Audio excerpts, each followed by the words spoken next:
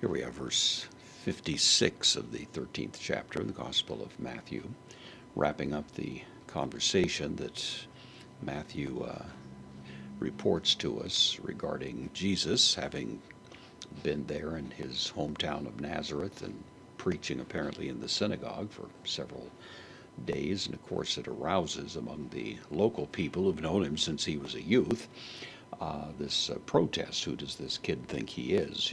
Is really the general force of it. They've already objected that they know the father, at least the adoptive father. They know the mother. They know the brothers who they've mentioned by name, and they're going to, at this point as well, mention the sisters, not by name, but we certainly gather that there must have been probably at least three of them. So we have Chi, connective, Hi Adelphi. This, of course, is the feminine of Adelphos, so it means the sisters in the nominative, and the sisters autou, possessive pronoun, genitive, masculine, singular, of him. Uki, are they not, is going to be the general force of it. Of course, the verb is down here, asin, so third person plural, present active indicative, are they not?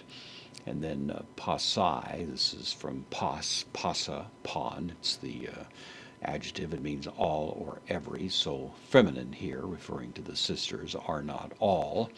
Impliedly of them, of these sisters, pros, preposition with the accusative, humas, or hemas, with us, facing us, right here. The sisters are here, the brothers are here, the family's here, the family's known. We've known this fellow since he was young. Pothen, this is a coordinating conjunction, means whence. From where is the idea. Un, postpositive, whence, therefore.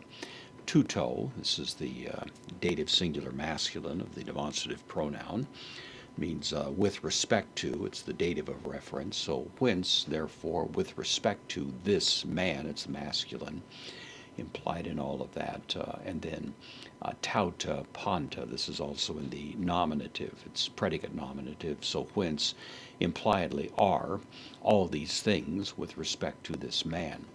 Of course, it raises the question of whether Jesus' family that's reported here represent children produced by a normal marriage relationship between Joseph and Mary. Of course, this is objected to in principle by especially the Catholic tradition and certain strands of the Protestant and Eastern tradition as well.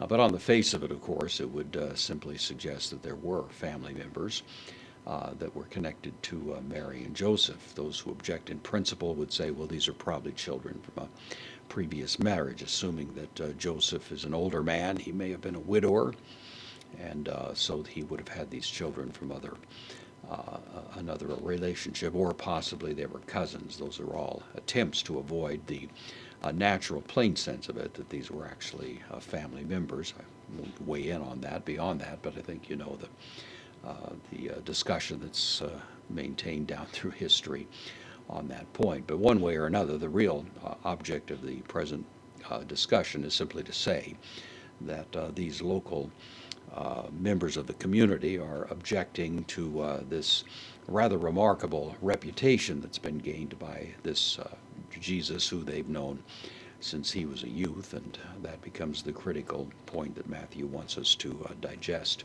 from what he's reporting.